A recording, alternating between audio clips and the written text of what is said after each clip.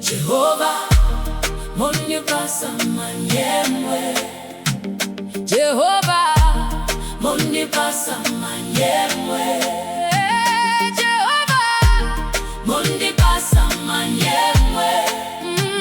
Jehovah, Mondipasa, Manyemwe.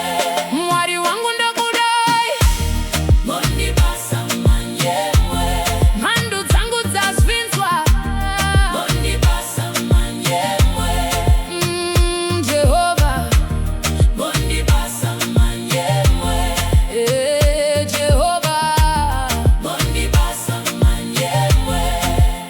Ndakambofamba murima guru ndichichema, upenyu hwangu hwakazadzwa nematambudziko. Asi imi zvamapinda, marwadzo akatiza, mufaro wezita renyu unofashukira mumwoyo. Ndinoona kupenya, ndinonzwa simba idzva, nhasi ndosimudza maoko angu ndichitenda. Jehovah, Jehovah, Mondipasa, Manyemwe. Jehovah, Mondipasa, Manyemwe. Jehovah, Jehovah, Mondipasa, Manyemwe.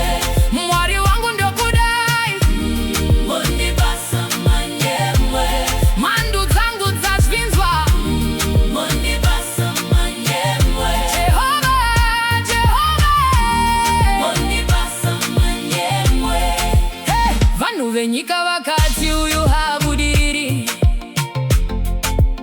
vakati upenyu hwake hwakaparara kare. Asi zvikomborero zvenyu hazvina nomisa, mavhuro mado ainge akapfigwa chose. Ndava kufamba negwara rekubwinya kwenyu, kunyemwerera kwazadza kumeso kwangu. Jehovah,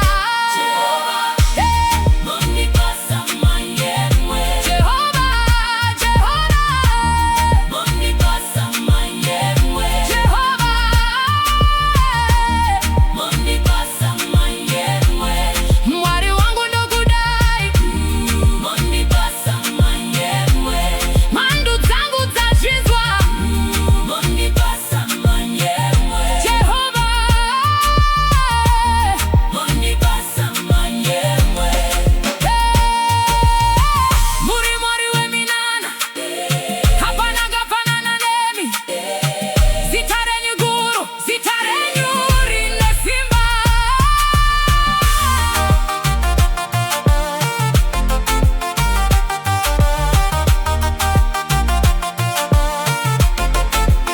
Kunyange muvengi auye senyoka inoruma, ropa raJesu rinondidzivirira mazuva ose.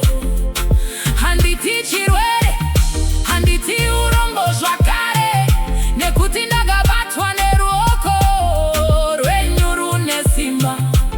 Ndimi mufudzi wangu, hapana chandinoshayiwa. Jehovah.